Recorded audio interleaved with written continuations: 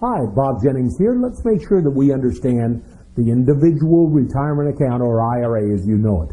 For the year 2009, the IRA is a deposit that you can make for your own retirement's future that you may take out once you hit age 59 and a half. Let's make sure that we understand how the rules work. For the year 2009, you can put in up to $5,000. Now let's make it sure that we understand. You don't have to put $5,000 in. You can put $500, you can put $50. The maximum you may put in is $5,000, and if you're over age 49, you can put an additional $1,000 in, again if you're over 49 on December 31st. For the year 2009, that money may be deposited as early as January 1st of 09, all the way up through and including April 15th of 2010. No extensions on that. So the $5,000, you may put it in even in the year 2010 and say that it goes for the year 2009. In order to put money in an IRA, there are a couple of rules that you have to meet. Rule number one, the big one, you have to have earned income. Now what is earned income? It's a W-2. It's self-employment income for you sole proprietors. It might be a K-1 that you receive if you're an owner in a partnership or an LLC. If you receive alimony, that qualifies as earned income. If you're a minister with a housing allowance, that's earned income.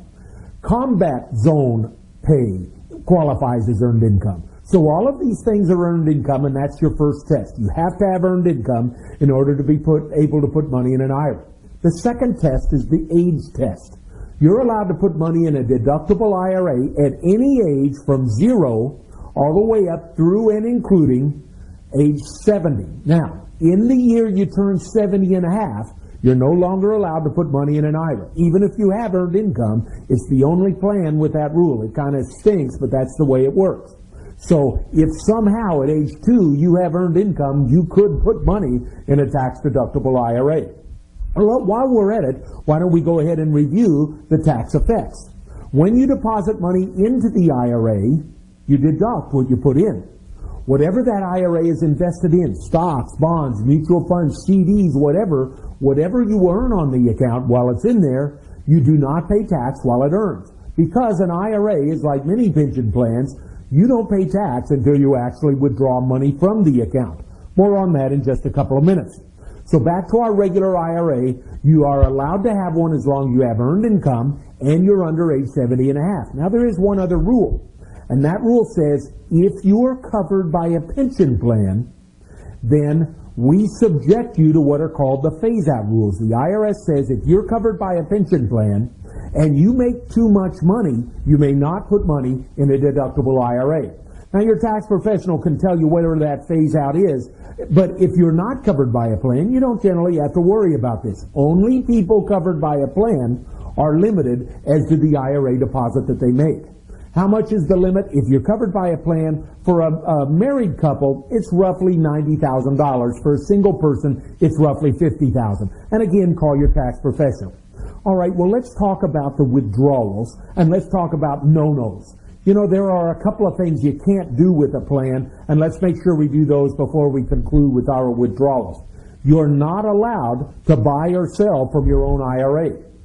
Similarly, you're not allowed to pledge it as security against the loan. You're not allowed to pledge this thing. Third, you also may not invest that IRA in collectible accounts. So you may not self-deal. You're not allowed to pledge that account. You're not allowed to borrow from the account. And finally, you're not allowed to buy most collectibles, antiques, coins, jewelry, etc. There's one or two exceptions to that one. Finally, the withdrawals. Now, when you take money out of an IRA, it is a taxable event. If you take it out before age 59 and a half, you're probably also going to be subject to a 10% early withdrawal penalty. But there are some exceptions to the early withdrawal penalties, and I talk about those in one of our other videos. But again, once you're 59 and a half, you're allowed to take money out of there. Now, you don't have to take money out of your IRA until the year you hit 70 and a half. Once you hit 70 and a half, the IRS says you're required to start taking a minimum distribution out every year based on your life expectancy. Now, President Obama relaxed that rule for the year 2009 only. No one has to take money out of their IRA in the year 09. You're allowed to, but you're not required to.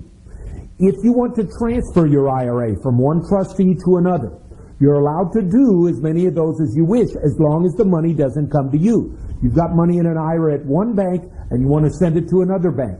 If the first bank transfers the money directly to the second bank, you can do as many of those as you wish. That's called a transfer. If, however, you do a rollover, you're allowed only one of those per every 365 days. What's a rollover? A rollover is where the money in your IRA actually comes to you. You have 60 days to reinvest that IRA somewhere else. If you don't get it reinvested, it's all subject to tax, and if you're under 59 and a half, it's also subject to a penalty. If you do get it reinvested, you're only limited to one per year. So we've covered the deposit side, the withdrawal side. Let's summarize it. You do not have to take money out of an IRA until the year 70, that you hit 70 and a half. And for the year 2009, everybody is forgiven that rule. If you take money out before 70 and a half, you will have a penalty if you're under 59 and a half. So let's break it into three groups. Under 59 and a half, tax and penalty.